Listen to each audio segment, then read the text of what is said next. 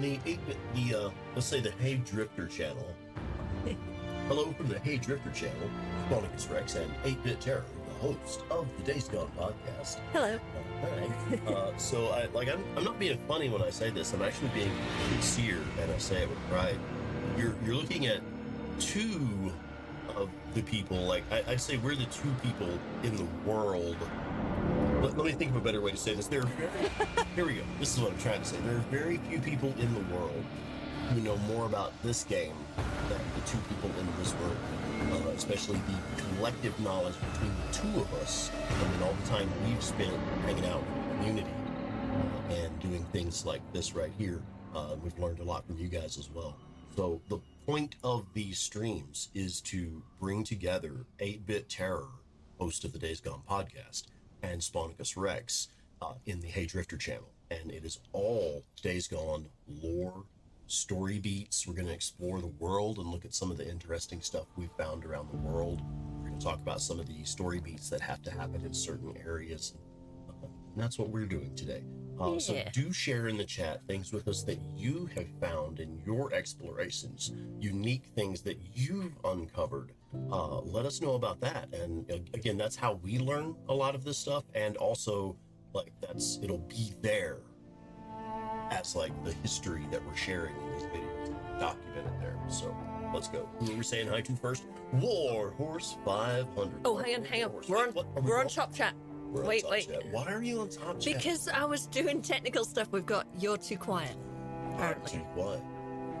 How am I? I sound pretty good in my headset, which usually tells me how my audio is pretty good, but I do tend to talk quiet. It's also Radically, do you? Well, I mean, it's first thing on a Sunday morning, so definitely a bit relaxed right now. Okay, let's say hi to Shall people. we say hi? Yeah. Let's do it again. Warhorse 500. Warhorse, what's up, man? B.A. Striker 7 is here. Sir K. Daddy. Irish Molly. Gamma. Alpha Zombie. Tracy Hoteling. Oh, I missed OG Boy 805. OG Boy 805. Hi. Tracy Hoteling. Haven't seen Tracy in a while. Hello, welcome in.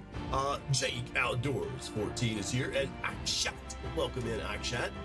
Have I missed anyone? Did I miss anybody? That's it. You said Jake Outdoors. You said Akshat. You said Irish Molly. Irish Molly, that's correct, yeah. All right, welcome in, everybody. Hello. I feel like I haven't said hi yet. Hello, everyone. Oh, I keep looking at the wrong camera. Yeah. See, that one's got the blue line. I know. Hello. Unfortunately, we had to temporarily disable the cheeseburger cam. Does Cheeseburger still have a cam? This is Cheeseburger Cam, but it's moved. Cheeseburger cam's not currently set up. And Cheeseburger, for those of you that know the 8-Bit Terror channel, Cheeseburger the cat is currently curled up in her little bed. I'm going to share a picture we'll put it on right now and put it on the Discord. No, don't move that. That was perfect. And my nail polish. There we go. Don't keep talking, don't. I'm staying out of your way. Ignore me. This is important work that you're doing. Sharing the cheeseburger with the rest of the trip. Yeah. Hi, everybody. All right, yeah, let's actually get into it. What I wanted to do today was go to some of the areas in the game that are important to the story. Okay, while you do that, I want to just make sure that we have audio. Rex's mic sounds kind of muffled or echoey. Oh! I know what it is. Your mic's not pulled in here because last stream you weren't here, so I you had to alter the profile. Don't talk because you're not on mic right now. Your mic is not on. So give me 1 second. Also, you can't see the screen properly. Let me pull in your microphone. So all of that you just said probably didn't come through. That's wonderful. Where is the microphone on here? Audio. There it is. And you are... An hour later, she was rabid. Sorry, everyone. 1 second. Her fur started falling out. She just turned. Good morning. So here's my SpawnicusRex thermos that... Don't talk for a second. I gotta turn your mic off for a sec. Hang on 1 second, because it's gonna be really loud. Don't say anything. Who would say anything? That's pretty messed up. What do we have? Might be there. Mic A is there. Like that. Okay. You should be on. You may be a little quiet, but we can adjust the sound. Testing. Just speak like a normal human. Testing. Do you know how to speak like a normal person? Testing. Mic check. Testing, testing, 1, 2, testing, testing, testing, testing, 1, 2, 3, testing. Stop. What? Stop. You told me to do a mic check, man. I follow instructions. I'm still in trouble. All right. Can you go to the Never mind. Better, but there's echo. Yeah, shitty. We had this problem before. Because now we've got 2 mics too close to each other. I'm gonna move over here. And Testing, testing. Oh, yeah, okay, so, like, you speak. Well, tell me what to say then, if it matters. Shit.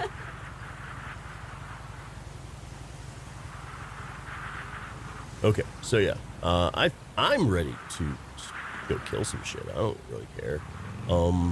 My thing, if you're familiar with my channel, my thing has always been the gameplay, tips and tricks, tactics, things of that nature, where the most of the content of the 8-Bit Terror channel for Days Gone has been, you know, I can't say that anymore. Actually, I was about to say something that's not true, because you've done a lot of really cool shit with Days Gone that I haven't even done yet.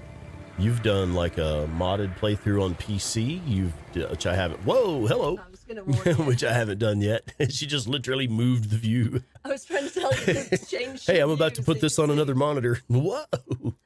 Literally pulled the world out from it under me. But now we're in full screen. Tell Yeah. you, change the thing so you could see it. Well, I didn't. You were working on I stuff, know, man. I know. I could have just pulled the plug, but that seemed a bit abrupt. All right, I'm going to play now while she's working on stuff. I don't know yet where I want to go.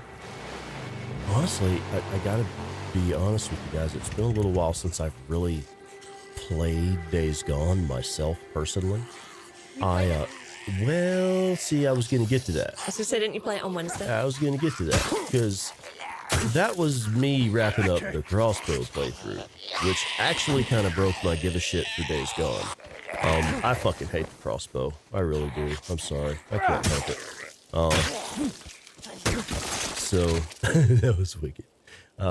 Anyway, yeah, after I was, finally wrapped up the crossbow playthrough, I was like, okay, I don't even really want to look at Days Gone right now. I'm just kind of done with it.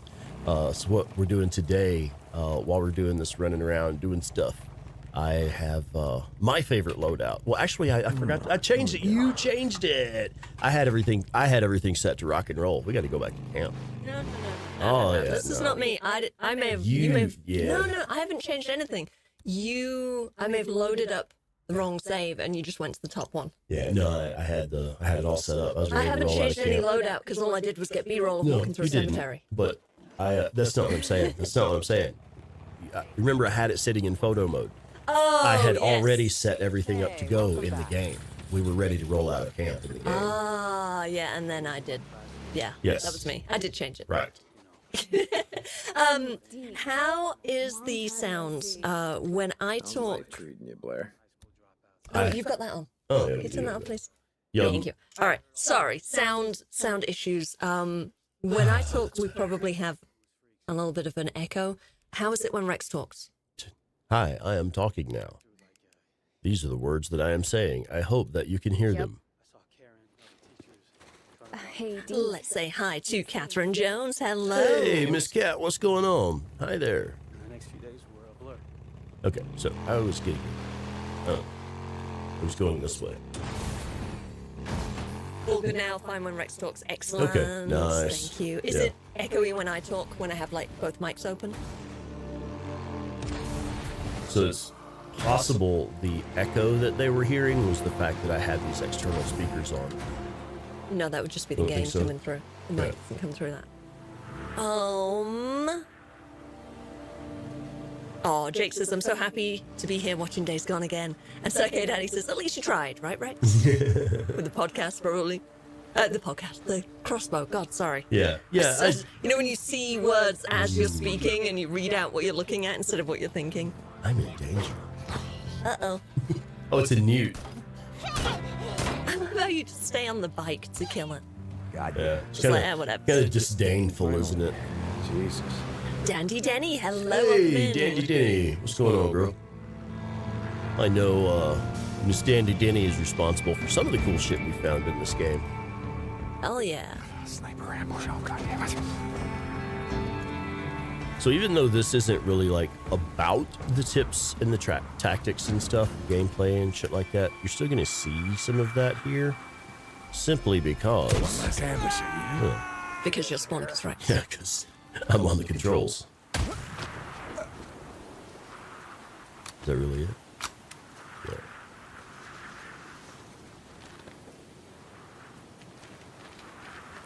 Where are we going? You That's what I are. was gonna say. Where should we You are in start? charge of story beats. Okay, and, but we're not playing lore the and story. world stuff. Oh, look, he dropped his rifle. Poor baby. Aww. Baby's first rifle, the M40. Yeah, that is kind of the Days Gone baby's first rifle, isn't it? Xylot DMV is here, and he Xylot. says Rex's microphone filter makes him look like he has an evil goatee. I'm looking at the wrong camera again. Wow, there's not much loot in here. This place sucks for being such a kind of hot spot of activity.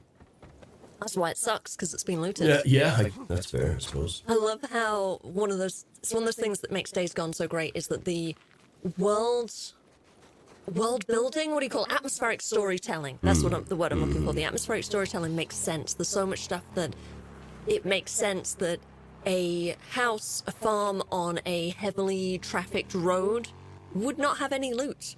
And Sherman's camp, which is crawling with freaks when nobody in their right mind would go in, has a ton of loot, because who the hell is going in there looting? Nobody. Anyone who's gone in there looting has died and left the loot there. Even the marauders that you sometimes encounter here are here on the outskirts of town. They're not in. Well, you do sometimes encounter marauders in town. There's a hostage rescue in there. Yeah. Go down to that little shack by the river. It's one of my favorite little spots to get some kerosene. There's like, interesting. I think it's just one or is it two in there? I don't remember. I see one. Oh, there's enough stuff to make a Molotov. There's like I see. bottles, So you've kerosene, and rags. Yeah, so you can come in here and pick up Oh, stuff. we on too. New Game Plus? This is New Game Plus. We actually have access to the Growler in this playthrough. Well, pick it up. We could, yeah. We could. You can't go anywhere with it. You can go kill the Horde. Well, I was going to go kill the Horde, but I didn't really feel like I needed the Growler for the sword. He doesn't feel like he needs the Growler for the sword. Okay. Yeah. So, I kind of already had it visualized the way I was going to take him out with the gear I had on me. You know me. As soon as I rolled up in town, I've already thought ahead how I'm going to kill the Horde here. If they're even there, yeah, I think they are. Oh, yeah, we got music. They're there. Yeah. I'm going to be quiet while you kill Horde. Think up where we're going to go first. Or in the chat, let us know what we're going to do next. Like I say, lore stuff, environmental storytelling stuff, specific story locations. Yeah, I want to talk a little bit about Sherman's camp, but I'm going to wait until you've done this.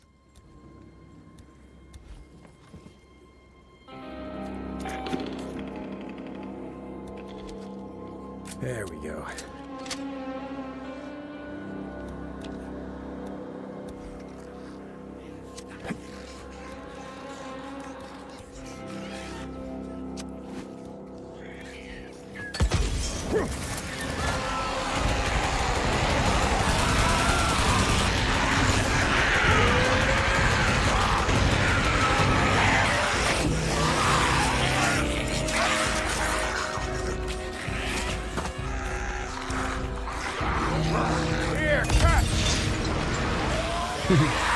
So if you set yourself on fire, stop, drop, and roll. There's your pro tip for the day. I love the way their screens Just makes burning. it sound like there's so many of them, because they have such like a strange pitch, like it kind of goes. "Rah!" like up and down. It almost sounds like sirens in a way. And it really induces panic, even though there's only, how many was screaming? 5, 6? Yeah, I thought there were a lot more. I literally, I was ready to keep going, and there was like, oh, that's actually all of them. Oh, yeah. All right. The sound design is great. The music is so good.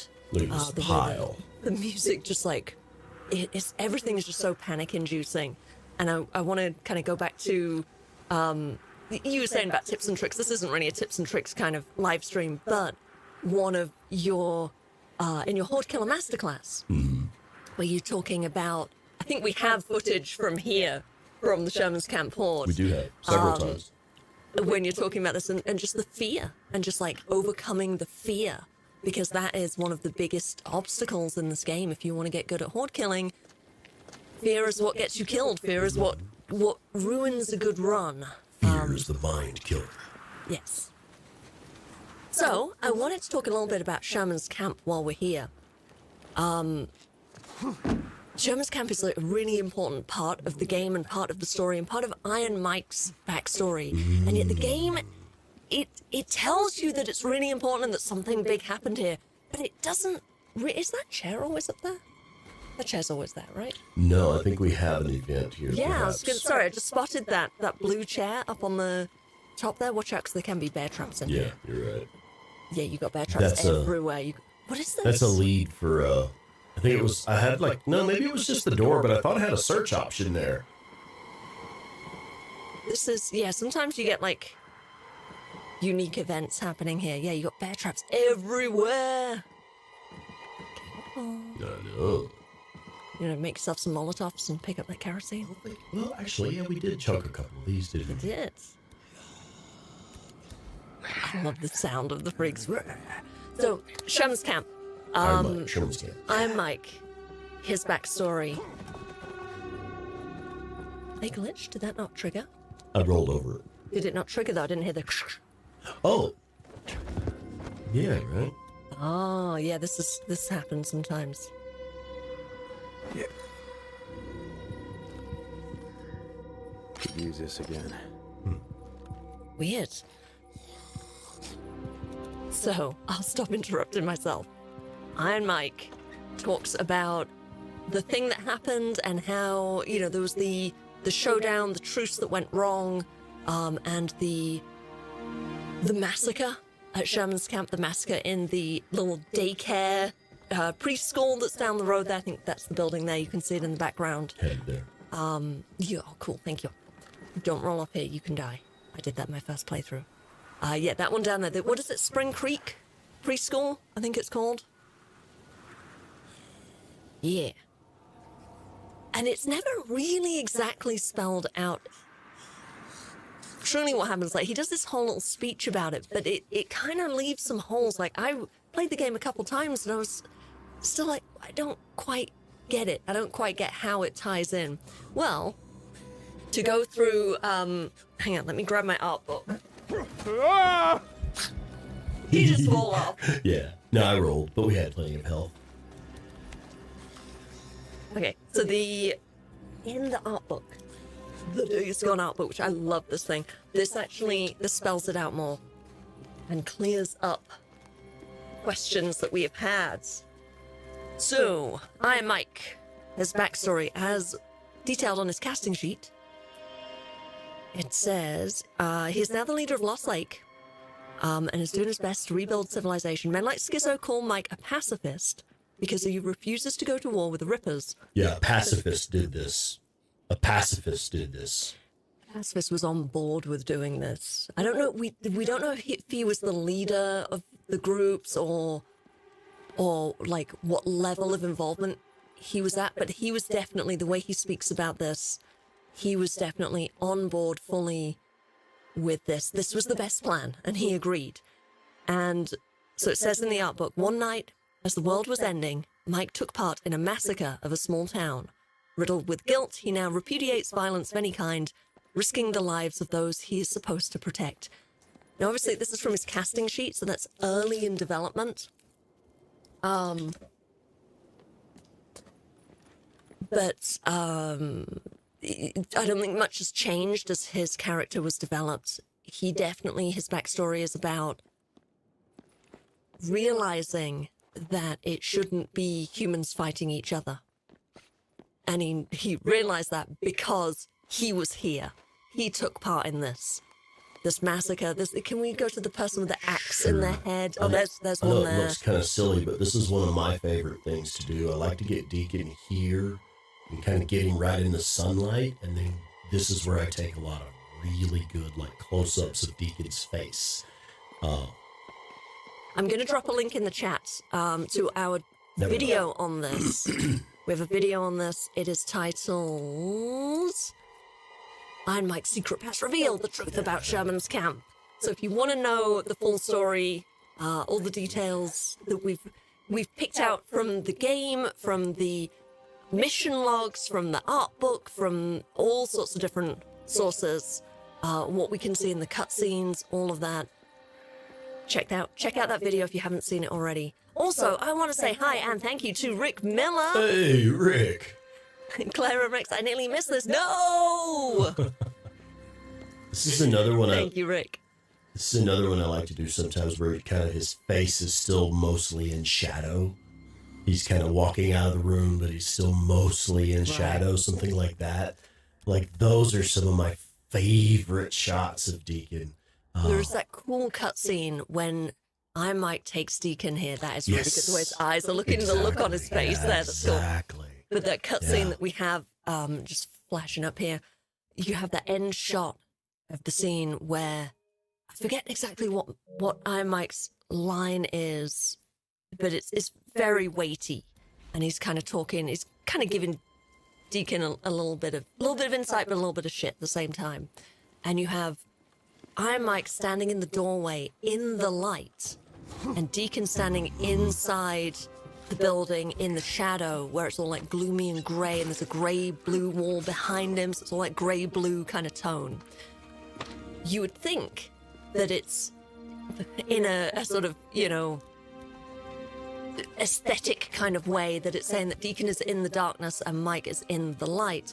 But if you also look at how they're facing, Deacon is facing toward the light and Iron Mike is facing towards the darkness. It's almost like that's what's kind of driving them. That's what's on their minds. Like, Iron Mike he's in a better, he's a pacifist now, so he doesn't do violence, but he's constantly surrounded by it and thinking about it and obsessed with it and overcompensating for it, and it will lead to his destruction. He can't let it go. And whereas Deacon is standing in the darkness, he's standing within his own pain and grief and trauma and violence and death, but he desperately is yearning for the light. He's looking towards the light. He's trying to find his way out. And Iron Mike is trapped, looking back at the past. At least that's how I like to read that scene.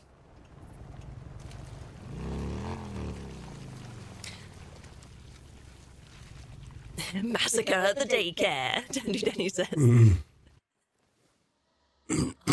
Okay, so Gamma Alpha Zombie says, so did we say hi? We did say hi to Gamma. You know how the trophies here say Lisa Jackson? I wonder if Shamalt has a similar thing. Haven't had a chance to look. Oh yeah, so in the daycare, in the preschool, there is a Lisa Jackson trophy in there. Did you know that? Oh, really? Yeah. Yes. In that place, really? Yeah. Mm-hmm. Okay, I remember that we had found something like that somewhere, but not exactly what. Yeah. So, I wonder if there's anything in Marion Forks. It's funny because Marion Forks, how far is Marion Forks from Lost Lake? That's a long way. It's a pretty good drive, yeah. So I just ran through here real quick. I didn't know if we wanted to talk about Boozer and like some of what he goes through. This is where the game introduces the Screamer, a new elite enemy type that you face early on, that can summon in a swarm of other freakers. And we find that while, like, again, here I am focusing on the gameplay and the enemies and shit, and like this is a major turning point in the story for Boozer. As he goes through a really hard time after losing his arm, and like he starts that self-destructive spiral, spiraling out. Drinking himself to death is the name of the mission that you do here, I believe. Can we pull up the screen? the mission log? Sure, yeah. Also, let's just say hi to Jimmy Maddox. Jimmy! 1885. What's up, How's man? it going? All right, so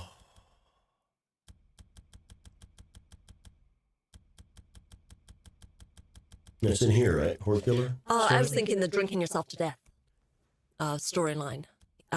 Surviving isn't living, I think. Is it under that one? Thanks. There it is. Yeah. So if you didn't know this, you probably know this, but if you didn't know this, taking a look at the mission logs, both before and after the story is complete, like after the mission is complete, Deacon's keeping a little journal. He has a little journal going. And this one says, I remember the night Boozer's wife was killed. We were drunk and crashed his bike off Highway 97. Joni was dead before we got there. We had to drag Boozer away, called it in, lied to the cops. If we hadn't, Boozer would have done time for manslaughter, not something any of us was proud of. The way the MC handled it, leaving Joni out there even for a short time, yeah, that was bad. Boozer never forgave himself. So let's talk a little bit about what's going through Boozer's mind. This whole storyline, surviving isn't living, this kind of got lost on me a little bit on my first playthrough. Sure. The opening that you didn't really like Boozer much at first, did you? I hate to say it, but yeah, I didn't. I mean, I didn't dislike him, but I didn't see the depth. I didn't see the nuance. The first, the O'Leary Mountain part of the story where you have basically Boozer like just, no, I'm fine. I'll just like brush it off, whatever. I'll walk it off. I'll walk off the arm injury, you know, all of that. It's like, dude, come on. It just seemed so over the top. I didn't get him as a character. I just didn't connect with him. I thought he was all pride and nothing underneath, and that was on me for not seeing the depth, not seeing what was underneath. And then when you get to the surviving isn't living storyline, where it breaks that down, I think I was so focused on other parts of the game, I didn't fully give that the time and the thought that it deserves. There's a lot going on, and I know a lot of people, oh, hello. I know a lot of people do miss it when they're playing the game. Sorry, I was distracted for a second. The storyline, the story beat, when you have the mission to go see Boozer at the farm, is perhaps the most indicative of what the storyline is trying to do. And whether or not it succeeds is up for debate, I think, but that one moment where you have to go to the farm to check on Boozer, and he just says a line of dialogue. There's different lines of dialogue that he can say, but he just says something like, oh yeah, I can't talk now, I'm busy, I gotta work. Yeah. So many people complain about that mission. Like, this is stupid. This is an example of missions that just waste your time. Yeah. Like, well, it's not it's not a mission. You're not on a quest. You're being told a story. Yeah. Yeah. And it's the same. There's another one for Lisa when you take her is it when you take her the Thunder Egg? Or no, it's before you decide to go get it. I think you go check on her and she's like, yeah, whatevs, I can't really talk right now. Yeah. Gotta get up early for work. Well, and what you may have missed there's another line of dialogue right before that where Lisa says something to the effect of, can you take me with you? And he says no. And she's like, okay, I'm sorry, I'm busy, I gotta go. Yeah. And so she asked him, hey, get me out of here. And he's like, no, I can't. She's like, all right, never mind, I gotta go. I got shit to do. Yeah. I gotta go work or they won't feed me. She knows, oh yeah, there's no one to be relied on. No one at all. She's instantly, and it's funny that she's instantly got that, because the Lisa that we can assume that she was, how old is she? She's like 15-ish? Maybe, so yeah, 2 years into the collapse, she was 13 when it happened. So we can assume when she was 13, before the collapse, she was just like ordinary preteen, teenager, you know, just had no street smarts or necessarily any kind of like trauma or anything like that. Like her biggest trauma, I think, is Missy Jackson. Is it? No, Missy. What's her name? Missy. I think it was cheating. Missy King. Missy King. That's Missy it. Thank King. you. Missy King cheating at the gymnastics. Yeah. And so Lisa didn't get her first place trophy that she thought she deserved. That's her biggest bugbear in life. That's her biggest trauma in life. is that a fellow classmate cheated At that point. at something. And it's like, she's so innocent.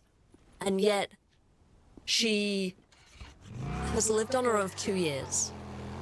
We can assume that she's internalized a lot of, her mom said she would wait for her, or if she would find her or whatever, and mom never showed up, dad never showed up. Does she have a brother? Don't recall. She talks about a friend. Tommy. And I forget, she had a friend, and his dad had a bunker, and she didn't go with them. They offered to take her, and she didn't go with them. Because she thought her parents were going to come find her. Because she was like, oh, mom and dad are going to come back, because they're mom and dad. And then they never did, so she probably had this slow, creeping realization of, oh, I'm on my own. Nobody's coming for me. Nobody cares. Can you go back in the house? Can we go downstairs and see the note in the kitchen? Nobody's come. So she's internalized that, but she's never had any real consistent proof of it while she's been living on her own for 2 years, just avoiding people. Until Deacon shows up and takes her and rescues her and leads her to this camp where her mom's gonna be, and all the terrible lies that he tells about how awesome it's gonna be and how it's gonna be fine.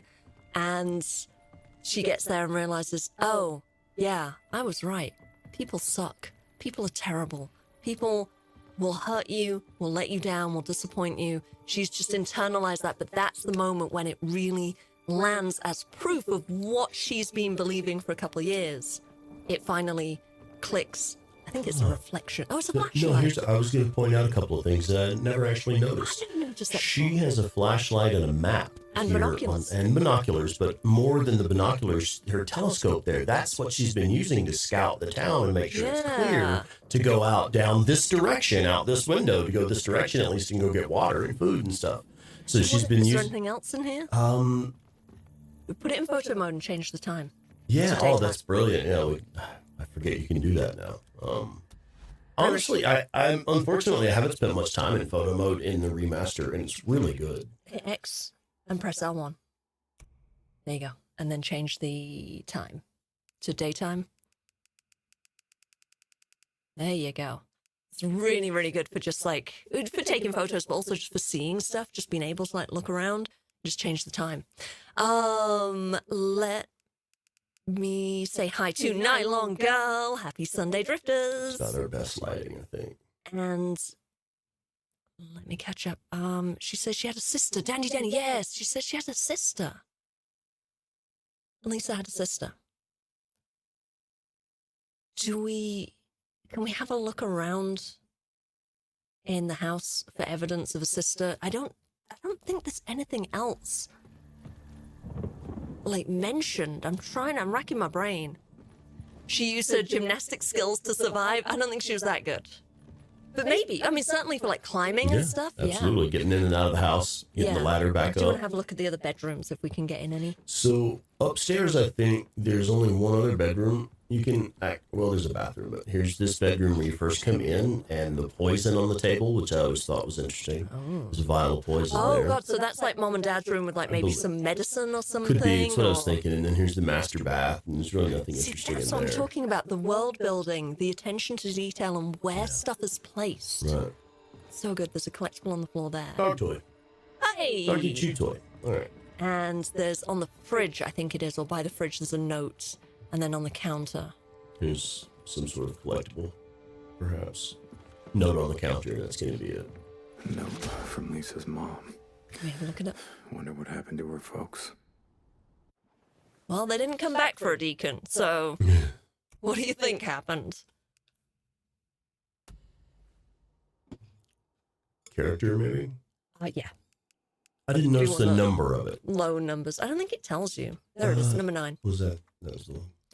Yeah. So I love the little flowery, it's so, I don't know, 80s, 90s, kind of, no, baby girl. Kind of that old notepad floral design thing. Okay, so it says, Lisa, have a good day at school today. Remember to tell your teacher about your gymnastics meet last week. I'm sure she'll be proud. Winky face. Mac and cheese tonight, your favorites. Love, Mom. And the mom has a heart in it. The mom seems Like, that's not a mom that would abandon her daughter. Yeah. Mom's, Any other mom's options? dead. Yeah. Like, totally. With any other options available to her. Or, I mean, I don't know. I can imagine a scenario where she's joined some raider camp and she's, joined or been pulled into and taken it and accepted the life and is, like, embarrassed to even see her kid, if she bumped into her. I don't know. Hey, I don't think I said hi to Nylon Girl yet. You did not. No. Hi, Nylon Girl. Wrong camera. Hi, Nylon Girl. Welcome in. Jimmy says, I think she says it when we take her back into the camp at the end. Yeah, I think it's when on that long ass ride to Hot Springs. Well, that's when she's talking about. Sorry, I have my mic down. That's when she's talking about Tommy. I'm trying to think. I love. Is it when you take her to Lost Lake? This is a nice touch here. I'm not sure if this board is here. It's like she was trying to board up the windows, or if the board was here so she can like smack away like freakers that are sticking their hands through the windows and stuff, Yeah.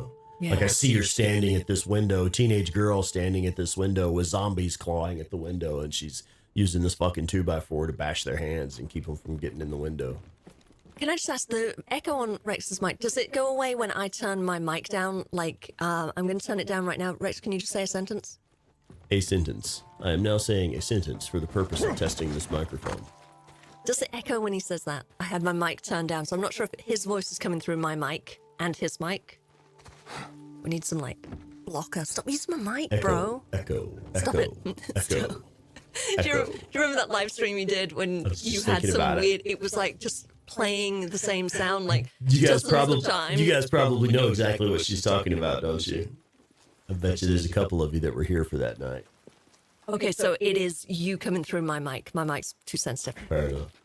Yeah, because I see you're going like a lot of bars there. I'm going a lot of bars, am I? Like dots, rather. Little red dots that show you how excited your microphone is. Oh, I may be leaning in too close to it. That's probably what it is. Yeah, I have my mic set up so differently to yours. You have yours set so you can be really close to it. Yeah. Which honestly sounds better. But I have mine set so it's further away. Where's your sleeping freakers at, baby? Belknap. Up here, top left near this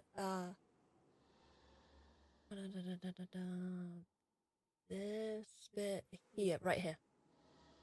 Really? Yep. It's in Belknap? Yes, it's in Belknap, my favorite place in the game. Right there. So you're gonna, the map will never lead you. You can actually get over that little bridge. Either way, the map will never lead you there. That's why it doesn't get seen. Very often, yeah. Okay. This is my favorite spot in the game that we're going to. So there is a, go away, baby girl. Yeah, the cat is no longer satisfied with her warm, toasty bed over there. Is her bed still warming up? Oh yeah, her bed, her triple layer heated bed with now her own YouTube branded lamp that she has. Do you see that lamp back there? Yeah, I know. She's a YouTube star. Oh, she's headed back up there now. Ma'am, that's my water. I guess you can have a sip if you need it. But she has her own little YouTube lamp and everything. It's so cute. She's a YouTube star. She is. She brings in more people to my channel than I do. She wants my lap. She's like, yeah, it's a heated bed that you spent like lots of money on and it's all set up and you spent hours the other day making it super comfy for me, but like, it's not good enough. I want something else. So anyway, you have to be here. I think it's in the daytime. You can't roll up that hot. You got to come in at an angle and sneak up on it. Yeah, if you come in like that, you wake them all up. So this is one of my favorite spots, and I think I can never remember if it's in the daytime or the nighttime. There's a little scene down here, which when Rex has finished clearing all of this, we will go and have a look at. There's a little scene where there's a tent and some dead bodies and a little campsite, basically, that's been set upon by freaks. And death has happened. If you come here at the right time, and I can never remember if it's day or night, I always remember it wrong, there are, amongst the bodies, the regular human bodies. Can we go have a look? It's right there. On your left. Over there. By the picnic table. Yeah. amongst the dead bodies, there are sleeping freakers. I think 3 in total, and they are actually positioned next to the bodies, like in between the bodies, so you can't tell at first glance. You don't notice that they're different. And oh, you're gonna make it daytime? Okay, We'll do it right this time. awesome.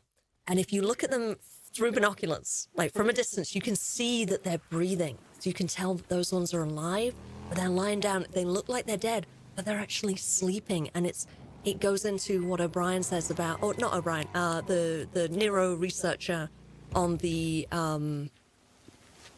Moments of Lucidity mission, where they are starting to act like they used to before they were infected.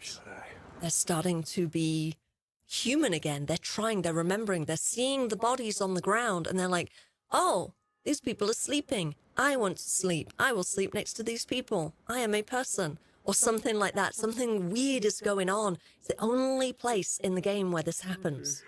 Let's go. Well, I say that's actually kind of a lie. It's the only place in the game. No, that's a completely false statement. I was going to say it's the only place in the game where they're sleeping next to human bodies, as if they're kind of confused. But it's the only place where it's explicit that they're sleeping because it's a campsite and the bodies kind of look like that's somewhere where you would sleep. But you do find freaks in cars, sleeping in cars, Right. underneath cars. Yeah. There's the one that always fucking gets me down in Highway 97 by the Rimview Ranch house. The garage, Yeah, the little where- shed out back or whatever. and there's a dead body there. Yeah. There's a dead body leaning up against the wall with, I think it's next to one of the 2 places where you can pick up the superior metal axe. Yeah. And there's sometimes a freak sleeping there, because I never see it because it looks like the body that's always sitting Yeah. there. There's also one in Lost Lake, the house where the Gone Fishing mission takes place, Yeah. the Gabby and Abby.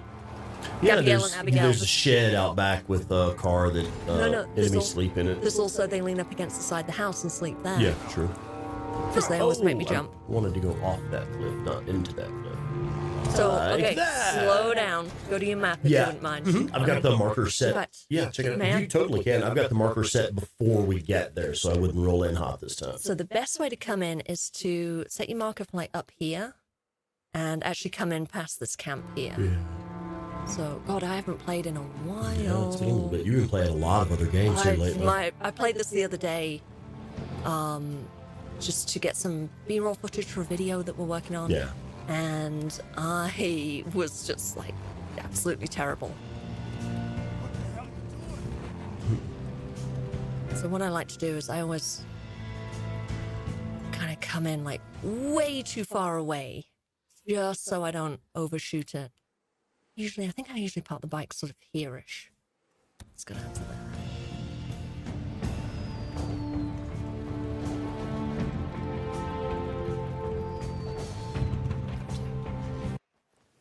And so it's right. Yeah. I think it's here under this Yeah. tree. Yeah, I think so.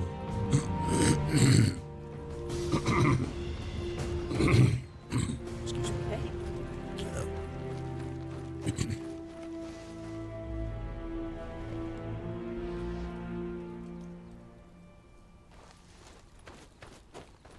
I was curious if they show red on the minimap when you roll up near with the bike. Nope. They do not show red on the map.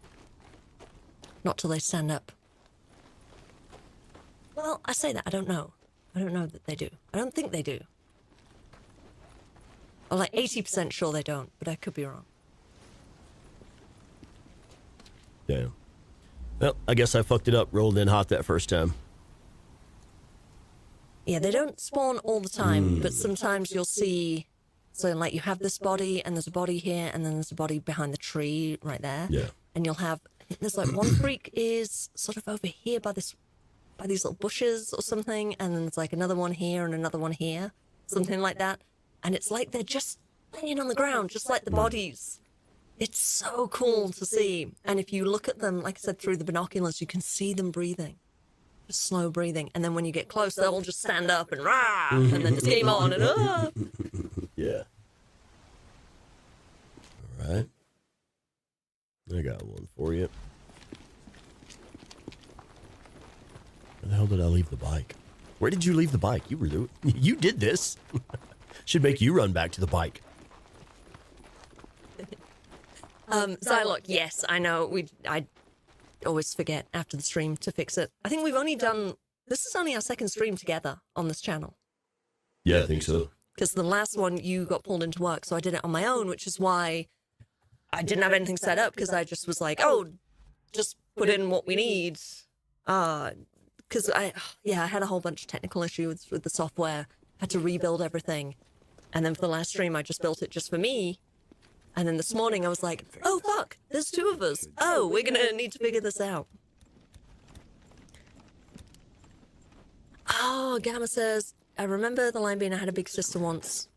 Okay, I'm gonna pull up the script. I actually have the script saved. Yeah. Let me find that. This is a spot. While she's looking for that, this is something that really interests me. This spot right here is one of the most brutal scenes in the game. Because I don't see the, yeah, there it is. Okay, it was kind of blending in. It's kind of hard to see. Yeah, we're going to do photo mode. And X for advanced, L1 for lighting, and then we're going to change the time. Oh, that's much better. I mean, it's not quite as, there, that just gives us more even lighting at least. Because I want to show you, go back to this and see this. This I know, this type of photo stuff. And we're going to take Deacon out of the picture entirely so that we can see what I'm showing you here. And check this out. So there's a body bag here, a Nero body bag here with obviously a person in it, a deceased person in it, and one fancy red shoe on the corpse. And I've shared pictures of this before. I think I titled it just one red shoe or something like that. But what has clearly happened is this man here, like this was perhaps his wife or his lover or whatever the case may be. Shit, it might have been his sister. I don't fucking know. Someone he loved a lot was wearing that fancy red shoe. It's not a sister. That's not your sister. You don't blow your fucking brains out because your sister's lame. No, well, I mean, you might do, but you wouldn't put her shoe. Yeah, there. it's like, put it with her, so she's got it with her. Oh yeah, she dropped this. Or especially whatever. That kind of shoe, like that's not brother sister love. Yeah, well, I mean, maybe in some places. I mean, maybe in Westeros or whatever. But the only thing is like he's more of like post-apocalypse outfit wardrobe. So like, let's say he were in a nice jacket that has was a nice jacket that's decayed while he's been sitting there for 2 years, whatever time. Because apparently this guy. The corpse has been there since Nero was active. I can tell you the backstory of this. All right, tell me the backstory. Well, I mean, I don't know. I'm just inferring what you just said about she's in the Nero body bag. So it was early days. I'm working on figuring out the timeline for this, but it's early days of the collapse. Yeah. He is in apocalypse wear, apocalypse fashion. He's been in the shit for a long time. And also, he hasn't been dead for that long. Right. That's fresh corpse. That's fairly fresh. That's because you see older bodies that are decayed and look almost like freaks, but they're not. Like the one in fuck, I can never remember the name of it. By the Grimview Ranch horde feeding ground, the volcanic legacy highway Nero, whatever the fuck it's called, that one. That place. The names do kind of blend together a little bit, don't they? After a certain Certainly point. that place where it has like 3 different names for one spot. But there's a couple corpses there that look like freaks, but it's a suicide with overdose. And purposeful overdose of like medicine found in the Nero There's a camp. Nero soldier that got toasted. Yeah. But this place, so fresh body, he's been in the collapse for, let's say, 1.5 to 2 years. It's not an old body. Corpse is in a body bag. The shoe is on top, so I don't know if he put it there or it's been there for a while. Like, one of the Nero soldiers found it, and I don't know why he wouldn't shove it in the body bag. It's like he's brought that shoe, or he's found that shoe, or he's opened the body bag and taken off that shoe. I don't know, whatever. But he's obviously been looking for her. He's like Deacon. Oh, shit. That's his Sarah in that bag. Holy shit. I didn't think about that. Okay, so that's that guy there. He found his wife. But unlike Deacon, she hadn't made it in his case. Yep. Wow. Okay, yeah, actually, nope. I hadn't gone that far with it, just that like shit was going down. He and his girl were out. She died. He's there. He's like, yeah, fuck it. And toast himself. But yeah, wow, that hits way harder. Yeah. That hits way harder, man. Like, he found his girl. She hadn't made it. Gamma says he has a tattoo on his arm. We'll have to go back and look at that in a second. Volcanic Legacy Scenic Byway. That's what I was, yeah, that one. Butte Pass Ledge something. Right. So I found the thing about Lisa's sister. And it is the mission I'm Not a Ripper. And this is after the end of the game, after the credits roll, when Lisa shows up and at Lost Lake, and Deacon rolls up to the gate, and there's Lisa like, oh, I'm not a Ripper, I'm not a Ripper. Head shaved, Ripper scars, just here to trade some bounties. And Deacon says, while you're here, I'd like to introduce you to someone. Her name is Sarah. She had a kid sister that, well, her kid sister reminds me of you, so I thought that maybe you would like her. And Lisa replies, I had a sister. She was older than me. A pain in my ass. Mm-hmm. That's right. That's all that she says. That's the only thing I can find about her having a sister. There's a lot of sisters in this. I'm Yeah, searching right. the script. So- the word sister comes up 12 times in the script. That there's Abby and Gabby. There's who one of them gets killed. There's Sarah, who has a younger sister who died before the collapse.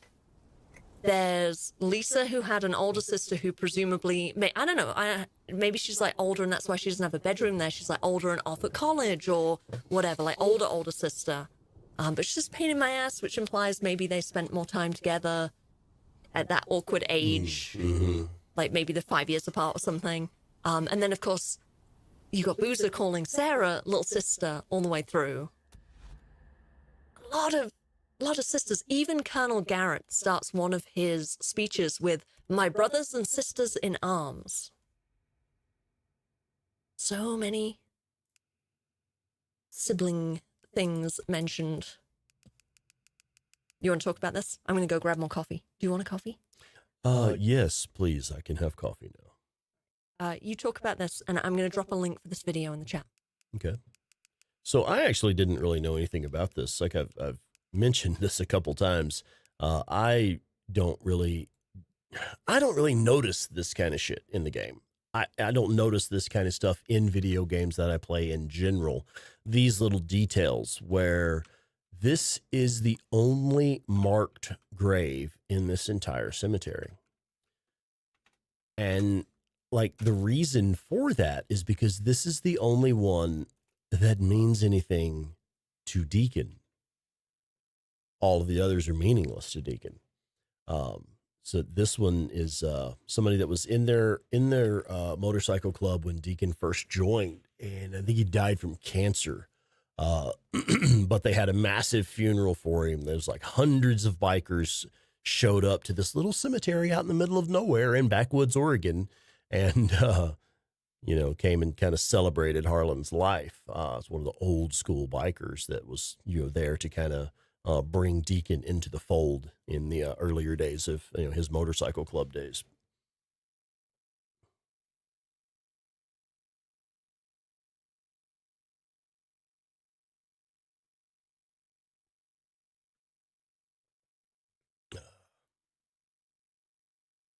And there's let's see if I'm not sure.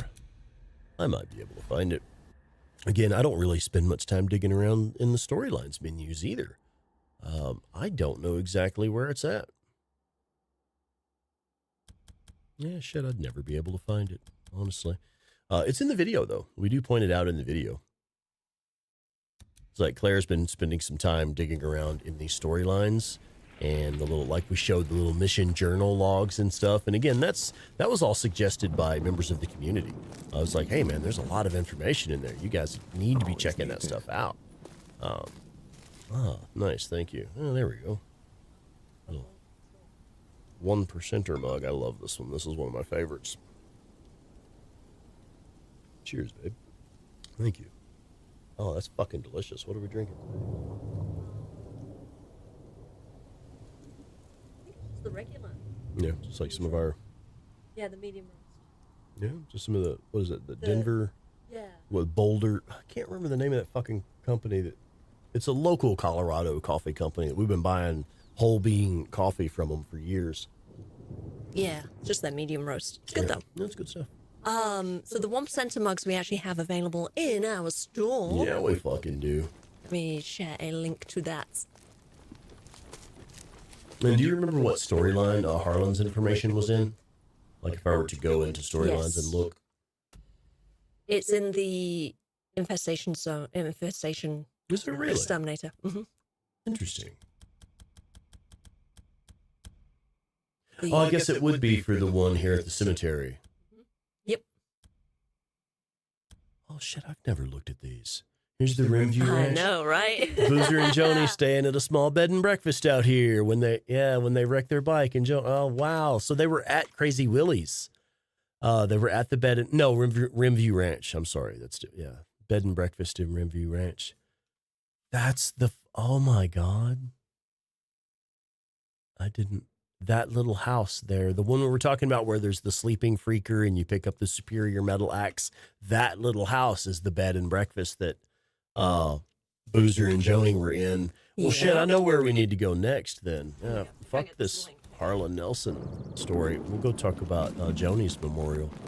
Let's talk some more about what I dropped a link in the chat for the video that tells you the full story of Harlan Nelson and like his backstory and the meaning for Deacon and all of that. So yeah, the link's in the chat. Give it a watch. Yeah. No. I'm trying to get out of bloody store. No. Fast travel will actually be a bit of an issue for me in this region because I've reset the ambush camps, so I don't have all of the ambush camps available as fast travel points.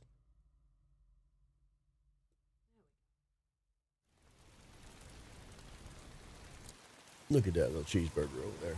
Just kicking her little leg while she's dreaming.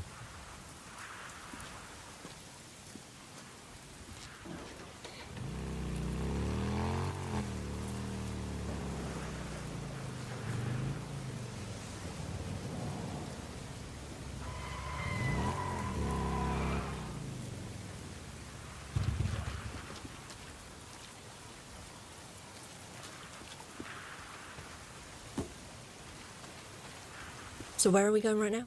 I'm going to make it daylight, and then we're going to go check out Joni's memorial. Oh, yeah. Here we go. Oh, and also the Rimview Ranch bed and breakfast house. And maybe the sleeping freaker up there. Might do, since we're there. Here we go. Sadly, Dandy Denny Cheeseburger does not work on this channel. We don't have it set up. I do need to do a little bit of maintenance on this channel and just make sure for our next stream that we have the microphones fixed and all of the links programmed into the stream deck and things, because I'm just like grabbing links kind of manually.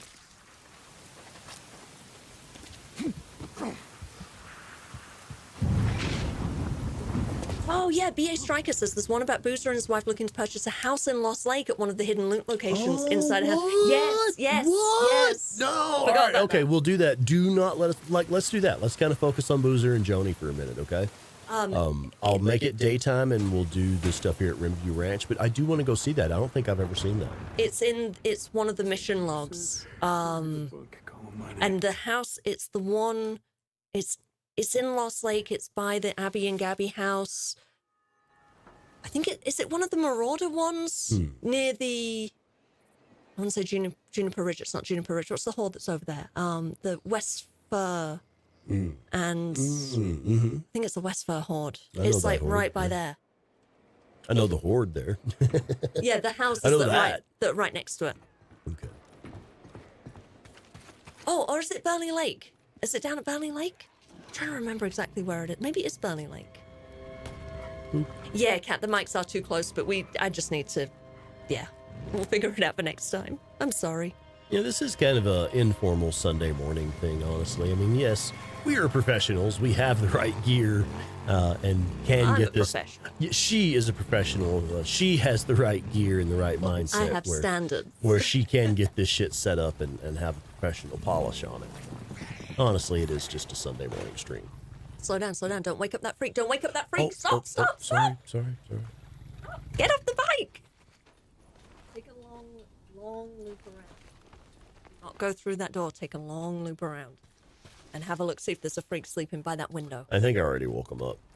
Because I had red on the smooth move. No, Rex. that's one of my biggest problems when I play this game is I roll in too hot. I just roll in and bust out the auto shotgun and start slinging grenades and Molotovs, and it's like, it's not there. You get a lot more out of this game if you.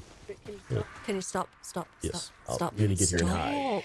Oh, there's one sleeping right there. That's why I said stop. I could have got a stealth kill on him. I saw the triangle at just the last second. So behind you. Yes, over there. So sometimes there's a body there. Oh, wait. You see her twitching. Yeah, that's her. That is the one. That's the one. freaker. She's asleep. I thought there was a body there as well.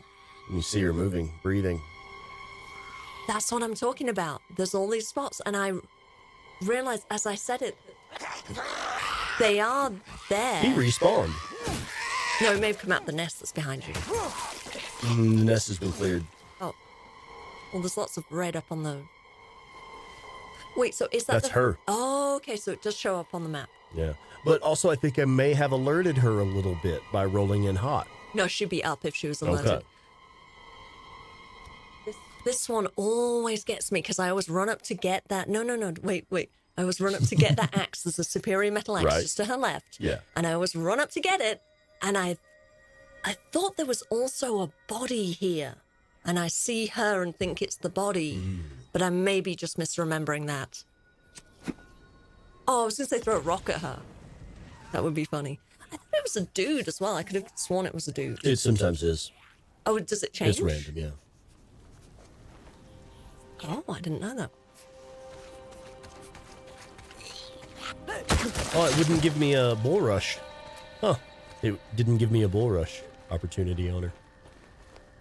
Interesting. No. I don't know if it was because she was on fire or if it was because she was kind of a scripted hidden one. All right, but yeah, there's two superior metal axes here. The single best melee weapon in the game. There's one right there. And another one back here in this tree over here. One of these trees with the blood stain right there. Yeah, that's the one. And this is one of the main reasons that I say I don't even bother getting the field repair skill anymore. Because once you learn the locations where your favorite melee weapons are, like where they respawn, you're going to be near locations where they respawn a lot. Just learn where they are and go grab them whenever you want one. Okay, so this was, and I'm sorry, I didn't bring it up. This was the bed and breakfast where Joni and Boozer were like here, like kind of camping here out, had a night at the bed and breakfast. And then they must have gone this way because this is where we're headed, through this tunnel here and out to right here. So let's I do want to go through the tunnel. I was going to say, I'm going to drop a link in the chat to my video, if I can find it. You can't go through the tunnel here, can you? Yeah, you can. Can you just pass straight through the tunnel? Yeah, it comes out all the way up there. So I have a video. Here we go. So every location to pick up the superior metal axe. Yeah. And this video is unlisted on my channel, but you should still be able to watch it. But if you search for it on my channel, you won't find it because it's I'm doing a bit of a channel maintenance thing. But yeah, every place to pick up a superior metal axe. Only available in the southern regions, can't get it anywhere else. It is repairable, right? You can repair it. Yes. I had someone sarcastically comment like, oh, why would I watch this video every time I want to pick one up? And I'm like, well, you just memorize them. There's only 10 places. And you need to like remember, was that a reacher? It was. You'll need to remember like 2 or 3. But the whole point is like scrap is scarce in the South. I mean, yes, you don't want to repair the weapon. You want to pick one up. Right. It's not super scarce if you know where everything is, but if you're like the person's argument was, well, I don't want to memorize everything. It's like, well, then you're not memorizing where all the scrap is. You're going to run out of scrap. You're not going to be able to repair this thing. If you want to use melee, maybe you don't want to use melee, in which case, who fucking cares? But if you want to use melee and you want to use that weapon, just pick up a fresh one. They respawn. Scrap does not. Well, some scrap does, but yeah, I get what you're yeah. saying. Scrap is still really scarce in the southern region. It really is. Only if you memorize where it respawns will you find scrap. I mean, that's the guy's argument was, oh, I'm not going to memorize stuff. Yeah. Well, okay, then you're going to run out of scrap then. Okay, you can talk for a minute. Go ahead. All right, so this is, we went to the bed and breakfast that Joni and Boozer stayed in the night that Joni died. And so they must have come through that tunnel and down this highway here. And this was the path they were going at. We don't know what happened. Boozer was drunk, lost control of the bike is all we really know. And this is Joni's memorial.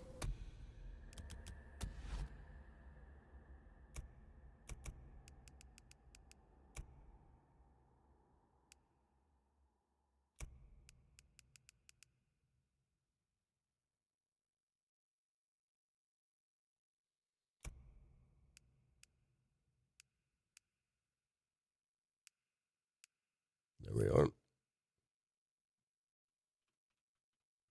Joni Gray. So we also have a video on this one, on the Hey Drifter channel. It's on this channel, and it goes into a lot of detail about the night of the accident. Shit, that's actually one of my favorites. It's a pretty deep one, honestly. Yeah. It's pretty emotional when you really dive into Boozer's past and the moments where they're very few and far between, but the moments where he kind of touches on his past, on the deep pain that he carries with him. And it also informs so much about why he gives Deacon a hard time about losing Sarah and why he's so patient, but also knows when to kind of be like, all right, bro, enough's enough. And it's funny how he's the one that's helping Deacon come to terms with his grief. But then as Deacon overcomes his grief, or rather, I guess, runs with hope for a change rather than just self-destruction and anger and pain, he actually runs with a little bit of hope, whereas Boozer does the opposite. He's quote unquote gotten over it, not really, but this happened before the collapse, but he's reconciled that he's comfortable in where he's at until he loses his arm and everything goes wrong, and then it's like he just starts to fall apart. It's a tipping point the opposite way. Gamma says, I love that space in a school bus. I used to ride in a school bus. I love that Boozer. Oh, so Boozer actually mentions the school bus when you save him when he's on his little suicide mission. Yeah, he says, I used to ride a school bus. Yeah. I'm just thinking, like, I don't know if that's anything to do with the positioning. It's probably not referencing that, but it's funny that he mentions it in his, like, suicide scene. Yeah, it might be. And because he's been here. There's flowers on this grave. Yeah, somebody put those flowers Somebody's been here. And there was another one, Harlan's grave. I didn't point it out. I meant to point it out while I was there. Harlan's grave has stone crop on it. Yeah. So Sarah was there for that funeral. Sarah was there with Deacon. Or they've been there at some point because, it's Sarah that leaves the stone crop. And speaking of Stonecrop, do you want to go see what's grown outside her tent? Yeah. Or do we want to can do mention that what's too, grown yeah. outside her tent? Yeah. At Crater Lake?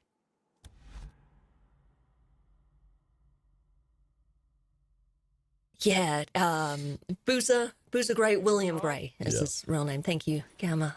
Do we know if he has a middle name? Boozer. William Boozer Boozer. Gray. I feel like he probably does have a middle name. I just can't remember it off the top of my head. Is it in the art book there? I'm gonna look. That's what I'm looking at.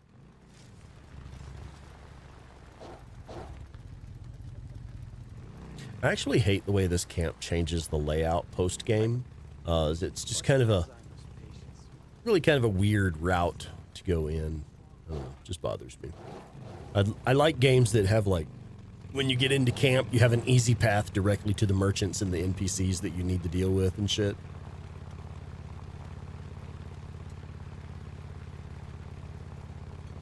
Look at that. Look at that cheeseburger over there. Oh my god. I'm gonna read out Boozer's introduction in the Days Gone art book. So Boozer in pain. William Boozer Gray isn't a complicated guy. He's a biker, and he's Deacon's best friend. Only friend, really, besides Sarah. He likes to drink, ride his bike, and do a bit of rabble-rousing. He's got a code of honor that you'd better not cross. People like him. But he does have a darker side. Before the world ended, we learn, his wife Joni was killed in a bike accident.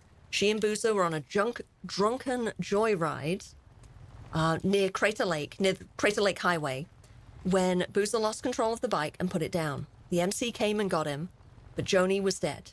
The MC forced Boozer away so he wouldn't be charged with manslaughter, but that meant leaving her on the side of the road until the accident was spotted many hours later. All of this backstory is why Boozer is so important in Days Gone. He understands Deacon, what he's going through, and why he acts the way he does. None of this changes when Boozer is badly injured and becomes a burden on Deacon. Boozer has pride, and it kills him to have to rely on his friend. But by the end of the game, it is Deacon who has to rely on Boozer. Their friendship and what happens between the two men is one of the driving stories in the game.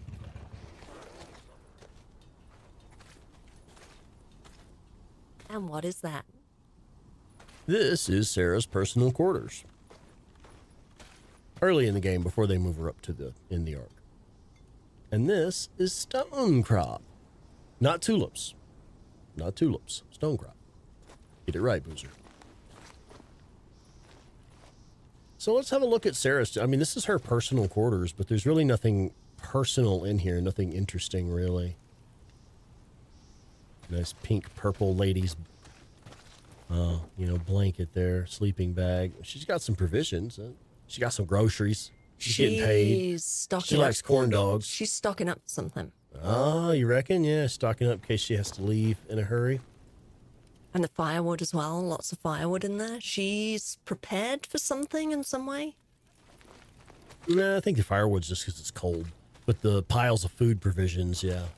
Well, go check another tent. Is there firewood next to fires in other tents, other buildings? And there's firewood outside. I mean, there's that, yeah. It's funny because she mentions that she doesn't go to her tent very often. She sleeps in the her work tent. Well, I forget what she refers to it as. Oh, yeah, her lab down there. Yeah, her lab.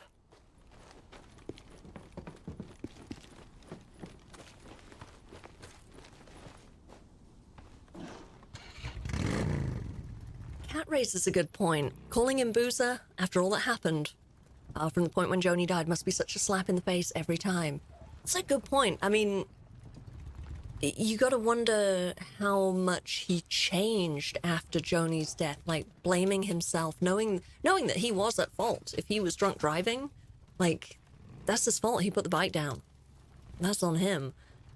So I wonder if he did stop drinking, and that's why when he goes on his little bender, his little suicide mission, it's like he's really gone off the rails and fallen off the wagon. She's got another patch of stone crop. She has another patch of stone crop here by her lab. I notice how everything else looks like vegetables. There's lettuce, cabbage. Yeah, cabbages for sure. Some food plants. But interestingly, this is not that they have a place where they're growing food. This is just her little garden. Oh, look, experiments. her tent's been. I didn't notice that ever. I've never been back in here later. Her Yeah, tent it's has. Her lab has been completely cleared out because everything had been moved. I mean, earlier it would have been moved into the Ark, and now it's probably at Cloverdale. Speaking of Cloverdale, do we want to go there? And can we get into Weaver's tent while we're here? You can try. I don't know if we can get in. So they're It's this locked one, right? during the game. Mm-hmm. No. Still locked. Yeah, locked. Locked. Bust it open. Kick it. Do you want to go to Cloverdale? We can do that. We can wrap up at Cloverdale, I think. Welcome in, Robert. Hello. How's it going? And Norvix as well. Hello, Norvix. Sorry, if I missed anyone Hey, else? welcome in, folks. Hi. Yeah, sorry. I haven't been looking at the chat at all, really. I've just been playing the game and talking. I was reading the art book.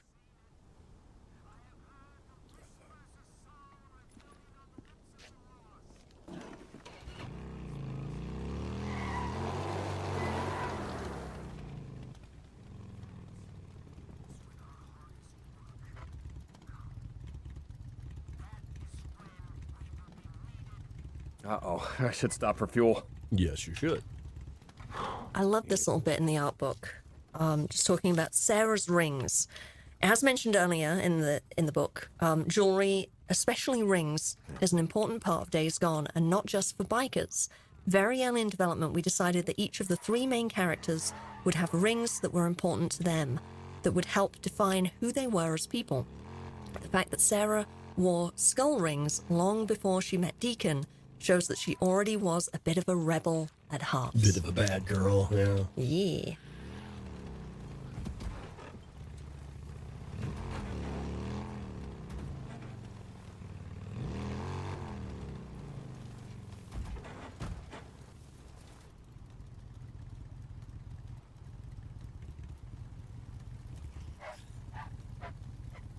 All right, so I have to be really honest and admit that I've never tried to get back in here.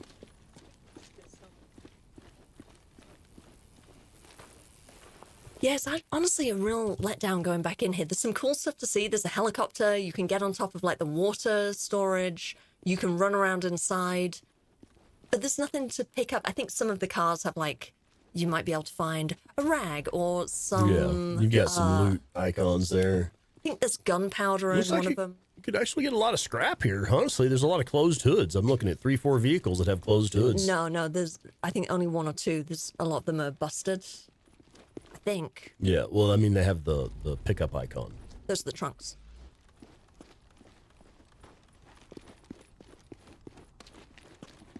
Oh, okay.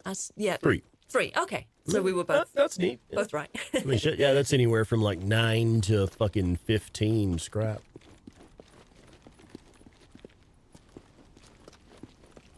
We definitely need to end on a horde, by the way. No, okay. I'm Butte. Since we're here. Probably. We've still got time yet. We're not going just yet. So in here you can go to the little hidden room. You can't get into Jim's. Oh, I Still I can't call it get in Jim's office. It's so. not Jim's office. Why? He doesn't have an office. He has a guard shack. Can we go to the guard shack for my favorite collectible in the game? Please. I love this thing. Whoa. That was... I didn't know you could just jump down there without taking damage. In the little guard shack, Jim, the rent-a-cop Jim, has a little notice about Deacon, and it's so funny. I love it. But yeah, Cloverdale, it's just kind of a little bit disappointing that there's not really a lot here to explore, to look at.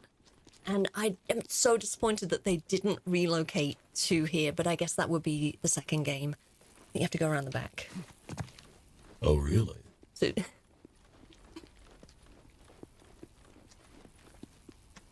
Oh, Norvix, yeah, needs to pick up this game again. Definitely has massive replayability.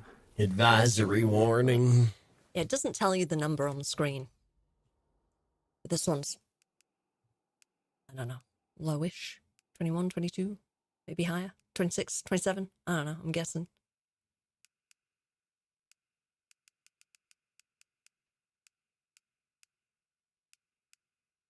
There it is.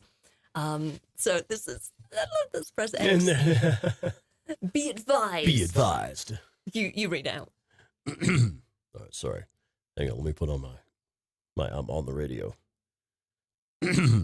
All responders be advised, subject's name is Deacon St. John. He is authorized to wait at the gate on orders from Dr. Whitaker. James Moore, Cloverdale Head of Security. James Moore. He calls himself James. But everyone else calls him Jim. So from the art book we have, the lab where Sarah works is called Cloverdale.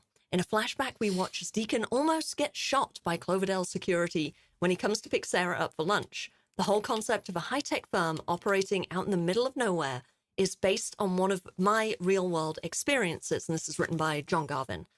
In 2006, while driving through southern Idaho on our way to Yellowstone National Park, my family and I passed through dozens of miles of cornfields, all enclosed by electric fences, topped with razor wire. Signs read, "We are authorized to use deadly force. Trespassers will be shot," in all caps. Corporations working on genetically modified crops take their secrecy seriously. Yeah, because maybe that's not all they're working on. Uh-huh.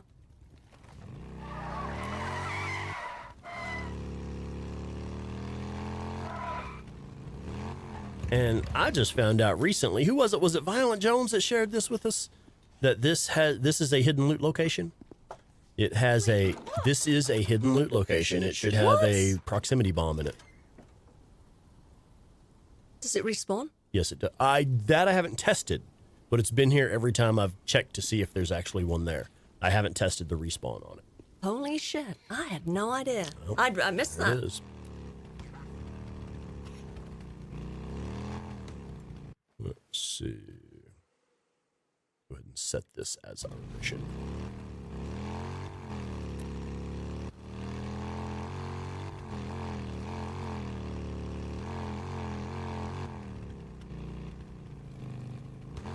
Ooh, Cat coming in with a kind of a controversial take. Don't like Sarah so much. Felt she was partly responsible for the shit that happened because she did say she wanted a promise that they wouldn't use her results for military use. If you have to ask for that promise, you've already lost integrity. Ooh, what do you think about that? Oh, and shit, Cat, thank you. Just did a little sticker. Hey, oh, thank you. Thank you. Yeah, discuss. Yeah, I don't know. I mean, I feel like in her mind, she felt like she had taken the proper precautions. You know, she felt like look, it's in my contract. You can't use any of my research to, make weapons or anything like that. So I can, she kind of probably felt like she could just work on her stuff and just keep working on it because, hey, I've already got this agreement in place that you cannot use anything I do to make weapons. So I can, kind of move forward without really worrying about the ethics of what I'm doing because I know you're not going to be using it for a weapon. As Sandy Denny says, it's very naive of her to think that. I remember hearing that line and being like, oh, so she's responsible for the outbreak. Immediately you know. But I think I agree with you that it's like she thought she had that agreement. She thought that was part of her contract, that she would be okay. And she's so cut up when she finds out. And she suspected. That's when she goes back to Cloverdale. She's like, I knew, I just didn't have the proof. So it's kind of, it's her fault, but if not her, then they were going to make weapons anyway. Yeah. It's like, it's not her fault they're making weapons. She didn't knowingly or willingly contribute to that. Yes, it was naive. No, she shouldn't have taken the job. But I see that she was probably trying to use their resources, like she does with the militia, their resources and their ability to give her the tools she needs to do the work that she needs to do, that she feels driven to do. What are you doing? What is going on? Just getting straight in there. Get off it.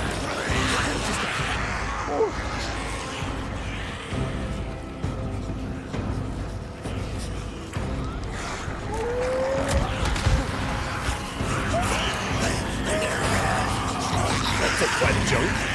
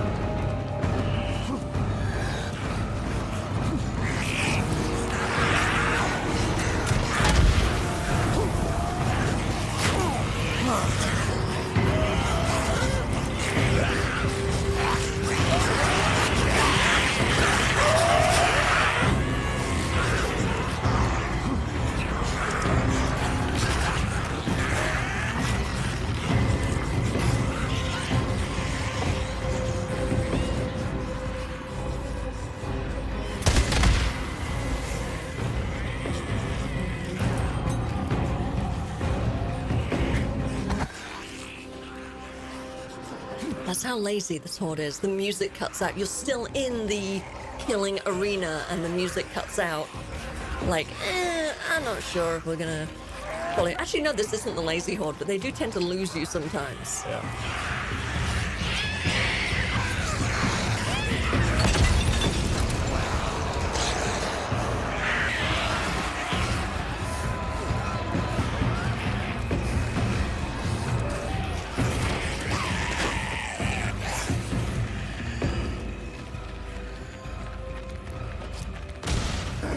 Almost done.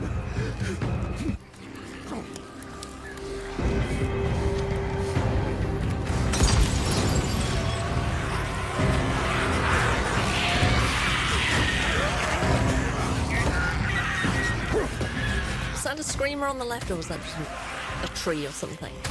I didn't see I feel him. like there was something up on the left. I was really hoping to get more of them in that little trench down there. That was kind of low. I was hoping to really use that.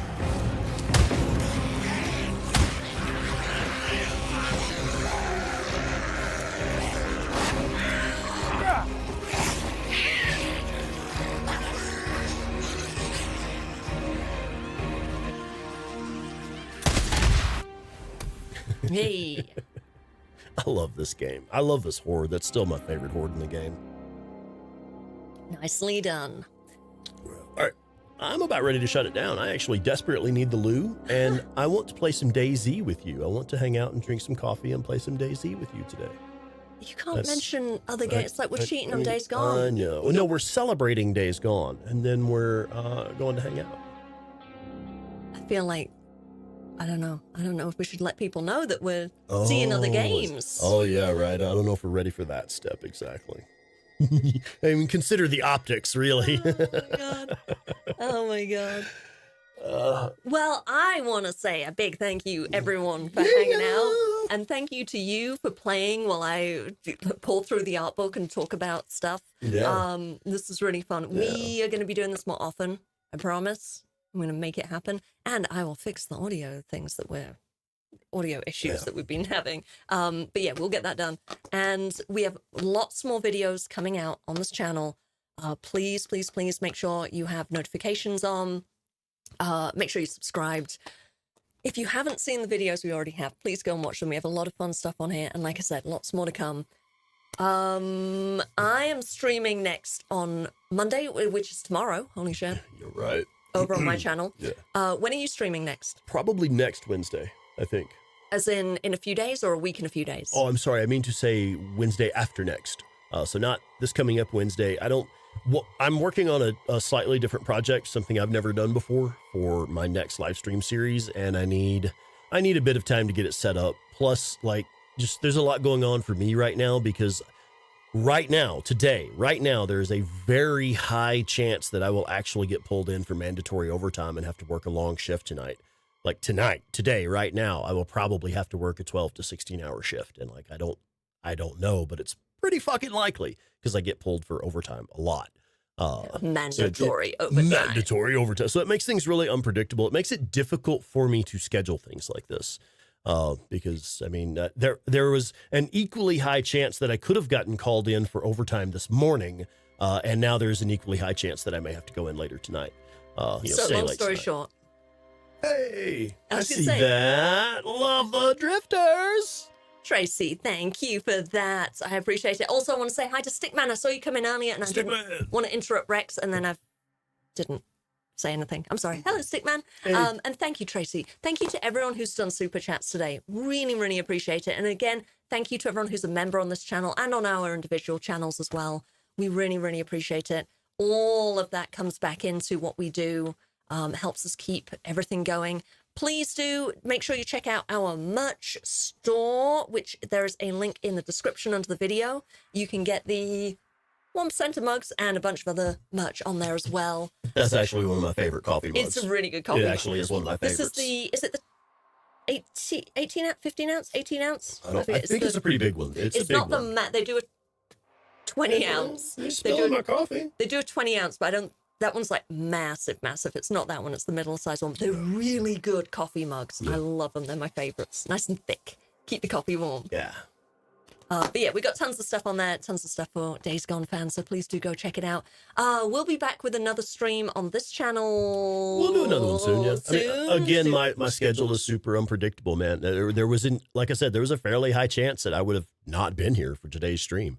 We can schedule streams whenever we want to, but there's still a pretty high chance I may not be able to be there for them. So Well, I can still, is what it is. I can still stream. Yeah. I'll still do it. Yeah. I'll still be here. She'll be here. Do you want to give it any kind of hint about what your next stream is going to be? Even the game? No, not really. No? No. All right. I know that the fans of my channel are gonna fucking love it. That's what I'll tell you. I am working on a new project. Excuse me, a new live stream series that we're going to be rolling out pretty soon. But I've got some prep work I need to do. It's something I've never done before, so I want to actually get the hang of it and know what I'm doing, and then we'll jump on and go live with it. So anyway, I'll see y'all real soon with that. All right. Yeah. All right, I gotta go pee. Thank you, everyone. We'll see you all next time. Bye. Hang on. There it is.